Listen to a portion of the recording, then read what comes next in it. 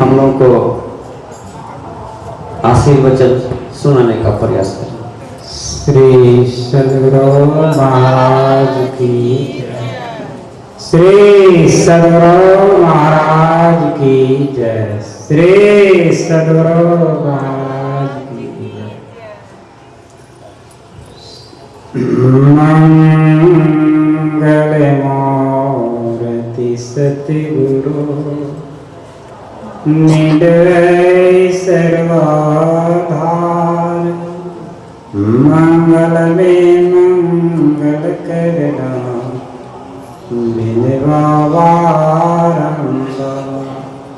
धन्य धन सतगुरु सुखी महिमा कई निजा जो कछुका तुम्हारी कृपा मुक्ति के चुना बसाए। आदरणीय सत्संग प्रेमी माता बहनों सभी को प्रणाम करता हूँ।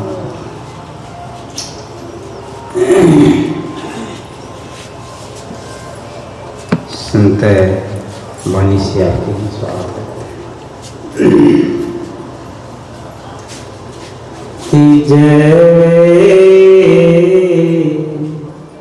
से जन मिले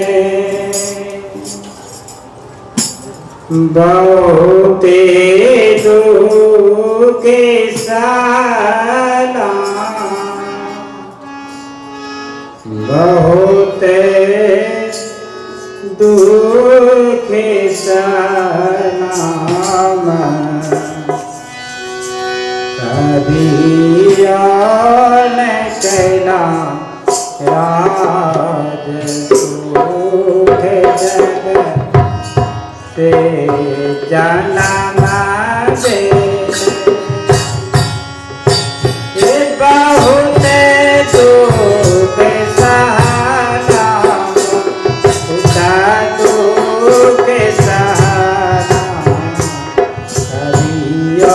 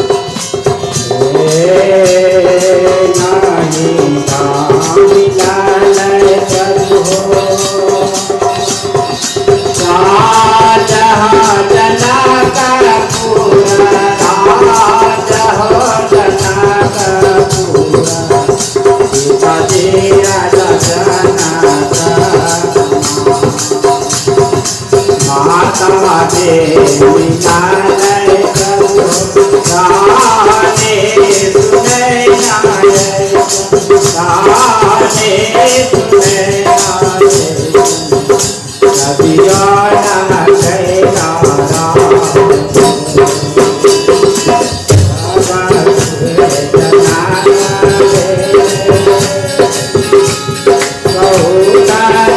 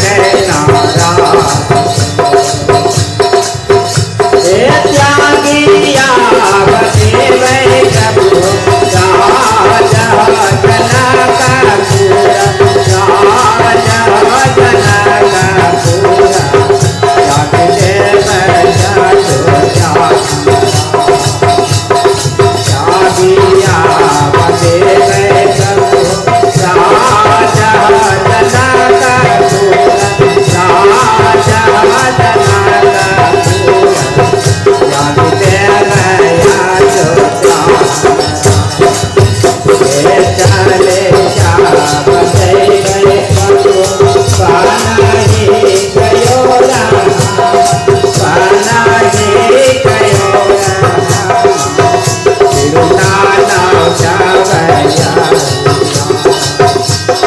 चले जा बचे पानाही कयो राम पानाही कयो राम तिरुनाना जावया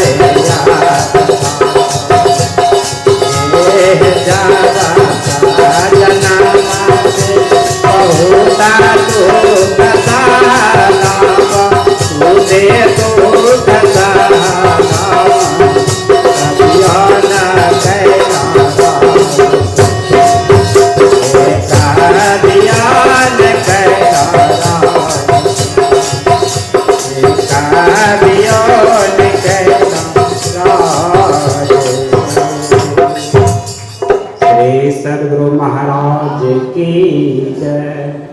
या माता यह जानकी जी जब यह 14 वर्ष काट करके जब अयोध्या लौट करके जिस समय आए थे फिर उसको जरा सा ही विघ्न जरा सा शब्द उस प्रभु परमात्मा को कान में आ गए तो वह क्या किए। ऐसी सतीव्रता नारी सब ही जानते थे प्रभु यह मेरी नारी सीता कैसी नारी थी। सब कुछ जानते हुए भी फिर माता को वन भेज दिए। इनको आदेश दिया था उसे वीर लक्ष्मण को।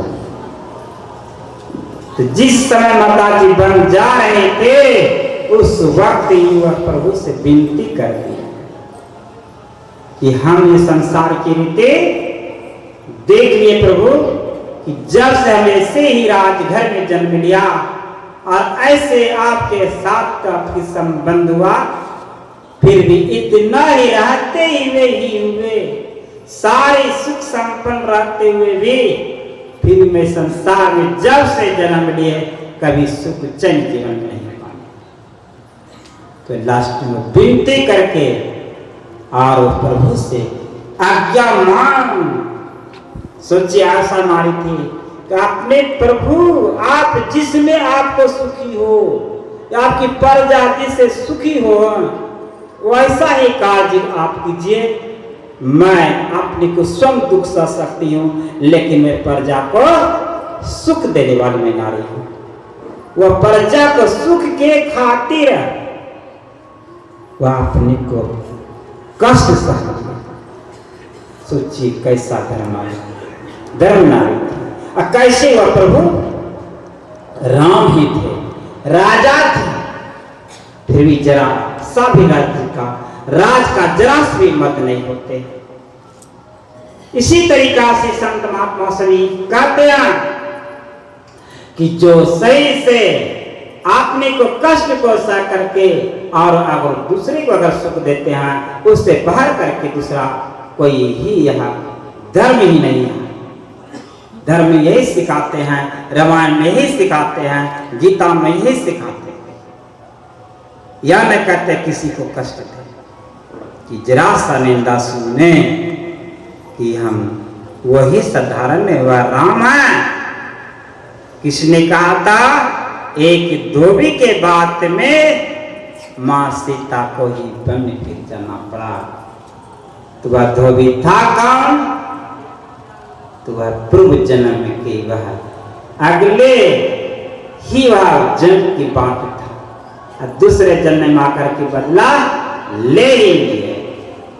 इसलिए गुरु महाराज कहा करते हैं कि कुछ भी कार्य अगर कीजिए तो सोच समझ करके कीजिए। सोचिए, छोटी सी पंछी को माँ सीता ने बड़ा बचपन में उम्र में माता जनकपुर में ही उसे फुलवारी में जब राम और किस संबंध में बात करते थे, जब जन्म ही नहीं लिया था, उस वक्त की बात उन्हें सुने थे और उनके कारण से उनको पकड़ लिया था। तो उसे कैसे किस गर्भ में पकड़ा था? सुगनी को गर्भावस्था में पकड़े थे। फिर सुगनी को समझाया, सुगनी को बचाने के लिए सुगन बार बार माँ सीता से विनती की कि इस अवस्था में मेरी नारी को पति से पील नहीं कीजिए, छोड़ दीजिए, स्वतंत्र पंछी हम सब हों। फिर आप जब चाहेंगे कि रामायण हमको सुना दीजिए, सारी कथा सुना देंगे, तो आपको बाबा आकर सुना देंगे, लेकिन किसी को बंधन में मत रखिए। लेकिन माता हट पूर्वक उसके साथ ऐसा कर्म किया कि उसे सोना के पिंजरा में रख करके और दूध भात खिलाती थे, और उसके वियोग में वह अपने को शरीर को त्याग दिया। किनके वियोग? अपने पति के वियोग। तूने श्राप दिया था सुगन ने कि देखिए यार, जैसे मुझे इससे वियोग करके अपने शरीर को त्यागना पड़ रहा है, इसको बदला एक दिन आपको लेंगे। कब? जहां तुम्हारी संबंध होंगे अयोध्या में, वहां फिर हम जन्म लेंगे उस गांव में, आपके राज्य में, और इसका बदला हम लेकर के चुकेंगे। सोचिए, ऐसे महान पुरुष ने वैसा कर्म किया तो उसका बदला उनका श्राप पड़ गया और उनका कष्ट माँ सीता को फिर यह भोगना पड़ा। उसी गर्भावस्था में भी माँ थे जबकि लव को जन्म होने वाला था, और उस अवस्था में वो माँ सीता को फिर वह बन जाना पड़ा जहाँ से वह निवास किए थे। फिर वह उनको उसी गुरु के समक्ष में, उस गुरु के आश्रम में फिर उनको भी जाना पड़ा। तो इन्हें सीख लेना चाहिए कि गुरु महाराज कहा करते हैं कि ऐसे कर्म नहीं कीजिए, किसी को कष्ट मत दीजिए। गुरु महाराज कहते प्रेम भक्ति गुरु दीजिए, विनय कर्म कर जोड़िए, आपस में कहते प्रेम संबंध जोड़िए, किसी से ऐसे दोष मत रखिए, एक सूत्र बन करके रहेंगे, मेल से रहेंगे तो बहुत आप आगे बढ़ सकेंगे। और आप अपने में ही अगर विवाद कर देंगे तो यह कष्ट ही हो जाएगा। किसी को कष्ट देने के नहीं ऐसे रखेंगे मन में। मैं आपकी इतनी ही सेवा किए, बाबा सब है उनसे फिर ये वचन सुनिए। श्री सद्गुरु महाराज की जय, श्री सद्गुरु महाराज की जय।